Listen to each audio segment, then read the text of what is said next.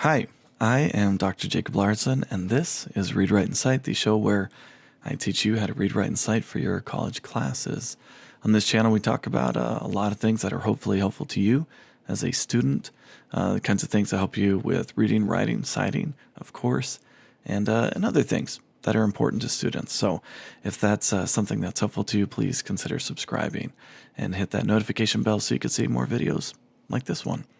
In this video, we're going to be talking about subjects, not the kind of subjects you study in school, but subjects for a sentence. We're talking about grammar. In some previous videos, I've talked about what grammar is, what nouns are, what verbs are, and now we're building on that to talk about subjects. So let's get started.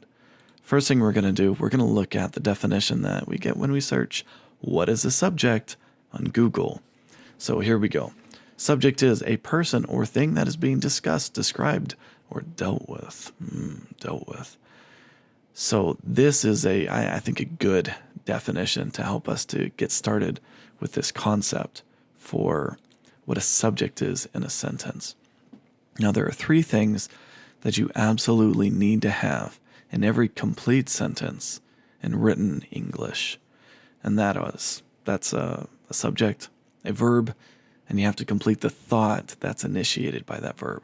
Because basically what sentences do is they describe something about the subject. So subjects are an integral part of every single sentence. And there are no exceptions, right? Sometimes you might have an implied subject. This works best in person when, over there, right?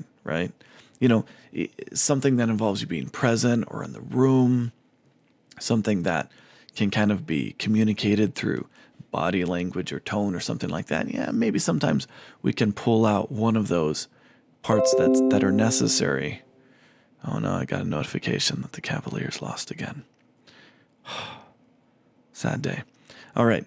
Anyway, so subjects are an integral part of every single sentence. So it's important that we can recognize them and we understand what they are so that they can help us in our own writing so we can recognize mistakes and fix them. All right? So here we go. A subject is a noun or a pronoun that the sentence is about. Now, when I say about, sometimes that confuses students. They think the description, right? And so I might put up a sample sentence and say, all right, what's the subject of the sentence? And they're like, I don't know. And then they'll start searching all throughout the thing, and they're looking at just random words. I'm like, no. It's probably going to show up at the beginning, and it's going to be the thing that the sentence is about. But that about thing kind of throws people for a loop sometimes. Let's look at some examples real fast so we can make sense of this. All right, so I pulled up CNN's website, and we're going to click on GOP senators seek big deal to end shutdown. Because I'm filming this in early January 2019, and the government is in a partial shutdown right now. All right, we don't want to hear this, though. Okay, so looking at our sample sentence right here, we have staring at a prolonged government shutdown, Republican senators are privately planning to court Democratic senators on an immigration deal that would give President Donald Trump money for his border wall and includes several measures long sought by Democrats, according to sources familiar with the matter. That's one sentence, a very long sentence. But you don't have to go searching through the whole thing to figure out what the subject is, because there's a very basic structure for how English works. In almost every single case, it goes subject, verb, and then it completes the thought. You can add extra information before the subject. You can add extra information between the subject and the verb, or you can add extra information after the thought's been completed, but it's going to follow that order. Subject, verb, complete thought in almost every single case. And it's true in this sentence as well. This part right here, staring at a prolonged government shutdown, that's an extra bit of information that is not necessary for the structure of the sentence. It's important for the meaning, but not for the structure. It can be removed, and the sentence is still going to make sense grammatically. So all this is extra. It's a dependent clause. We'll explain that in future videos. But then this is where the sentence really starts, right here. Okay? And what's the first thing it says? Republican senators. That's what the sentence is about. Starts with the subject, and then it goes into our verb, are, and then it goes in and it completes the thought. Make sense? Subject, verb, then it completes the thought. And some of this, like what's separated by commas, that's a good giveaway. That's just extra information. But the structure of the sentence is Republican senators are privately planning to court Democrat senators. All this starts to add extra information. Okay? So, next example. After Trump stormed out of a White House meeting with congressional leaders, comma, that's telling you, oh, this is kind of extra. GOP senators. Again, they're the subject. GOP senators privately gathered in Senator Lindsey Graham's office Wednesday to blah, blah, blah, blah, blah. And then it goes on, right? So again, right here, subject, privately gathered is your adverb and verb. And then you get the rest of the sentence. This is the structure of the English language. We could go on and on and on, and it's going to follow this. So again, subjects are necessary for every single sentence. You pull it out, it's not going to make sense because the purpose of sentences are to describe subjects. You take the subject out, and all you have is a description, and it's not clear what's being described.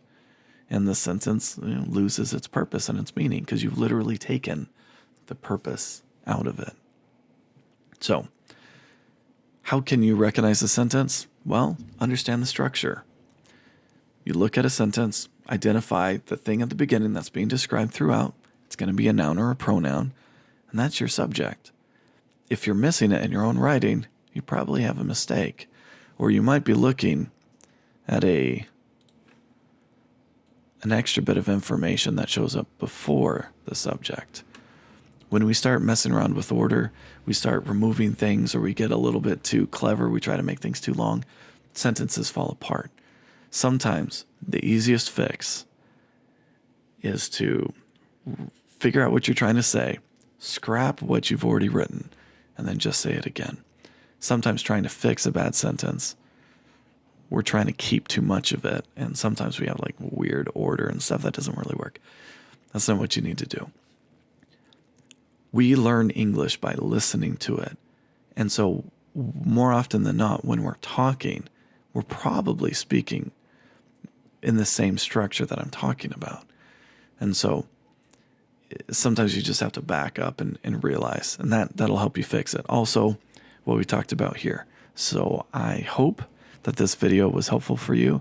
We were able to talk about what subjects are, why they're important, how they fit within the structure of a sentence, and look at a couple examples on a news article that was published today. So again, I am Dr. Jacob Lauritzen. This has been Read, Write, and Cite. I really appreciate you watching. If you like this video, please subscribe. And if you want to see more like this, hit that notification bell so you can be notified right away as they come out. If you want to see more, we have the channel. We have over 50 videos like this that explain all sorts of different things on reading, writing, and citing. Or you can go to our website at carpeandzen.com, CarpeAndzen.com. Thank you again for watching. We'll see you in the next video. Bye.